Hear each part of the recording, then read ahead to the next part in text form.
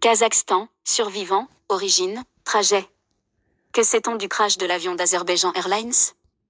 Un avion de ligne au départ de Bakou, capitale de l'Azerbaïdjan, s'est écrasé après un atterrissage d'urgence au Kazakhstan alors qu'il devait rejoindre la Tchétchénie. Un tragique accident s'est produit ce mercredi à l'ouest du Kazakhstan. Un avion de ligne d'Azerbaïdjan Airlines s'est, en effet, écrasé mercredi avec 67 personnes à son bord, ont annoncé les autorités, sans faire état d'un bilan des morts officiels. Nombre de disparus, origine du crash, trajectoire du vol. 20 minutes fait le point. Où allait l'avion? Selon Azerbaïdjan Airlines, l'Embraer 190 assurait un vol entre Bakou, la capitale azerbaïdjanaise, et Grozny, capitale de la République caucasienne russe de Tchétchénie. Mais le vol inscrit J-8243 n'a pas suivi sa trajectoire initiale, selon Flight Radar 24.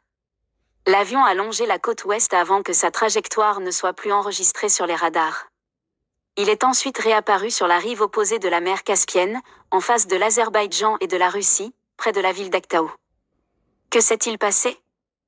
Après avoir tourné en rond à quelques lieues de l'aéroport d'Aktaou, pour des raisons encore inconnues, l'avion a effectué un atterrissage d'urgence, à environ 3 km des pistes. Il s'est écrasé près de ce port de la Caspienne, selon le ministère kazakh des situations d'urgence, précisant avoir dépêché sur les lieux 150 secouristes. Sur des vidéos publiées par des médias russes, on voit l'avion percuter le sol, un gigantesque incendie se déclarant aussitôt. D'autres images montrent l'avion au sol, partiellement calciné, l'avant de l'appareil ayant été entièrement détruit. La cause du crash n'est pas connue. Quel est le bilan humain? Selon le parquet de l'Azerbaïdjan, 32 personnes ont survécu, sur les 67 passagers. Cela signifie que l'on reste sans nouvelles des 35 autres passagers. D'après la compagnie aérienne, 62 passagers et 5 membres d'équipage se trouvaient à bord de l'avion. Selon les premières informations, il y avait 37 ressortissants azerbaïdjanais, 6 ressortissants kazakhs, 3 citoyens kirghizes et 16 citoyens russes, à bord de l'appareil, a affirmé le ministère kazakh des Transports. Où en est l'enquête? Nous ne pouvons pas divulguer les résultats de l'enquête pour le moment.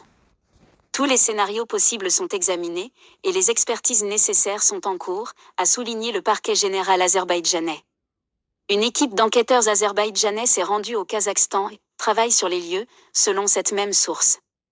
Azerbaïdjan Airlines a affirmé dans un premier temps que l'avion avait percuté une nuée d'oiseaux, avant de retirer cette information. Pour sa part, le département régional du ministère kazakh de la Santé a fait état, dans un communiqué, d'une « explosion d'un ballon » à bord de l'appareil, sans plus de précision. Le ministère kazakh de l'Intérieur a annoncé l'ouverture d'une enquête pour « violation des règles de sécurité et d'exploitation du transport aérien ». Quelles sont les réactions internationales? Le président azerbaïdjanais Ilham Aliyev, arrivé en Russie pour participer mercredi à un sommet informel des dirigeants de la communauté des États indépendants, CEI, près de Saint-Pétersbourg, nord-ouest, avec Vladimir Poutine, a décidé d'interrompre sa visite et de revenir d'urgence en Azerbaïdjan, selon le service de presse de la présidence azerbaïdjanaise. Ilham Aliyev a déclaré un jour de deuil national jeudi en Azerbaïdjan. Je présente mes condoléances aux familles de ceux qui ont perdu leur vie dans ce crash, et souhaite une guérison rapide aux blessés, a indiqué M. Aliyev, sur les réseaux sociaux. La compagnie Azerbaïdjan Airlines a déploré un « jour tragique » en transmettant ses condoléances aux proches des victimes. Leur douleur est notre douleur, a-t-elle dit dans un communiqué. Le président russe Vladimir Poutine a également exprimé ses condoléances aux familles des victimes, selon le Kremlin. Un avion du ministère russe des situations d'urgence est en route pour Aktaou avec du personnel médical et de l'équipement, a-t-il ensuite dit lors d'une réunion au sommet informel de la CEI.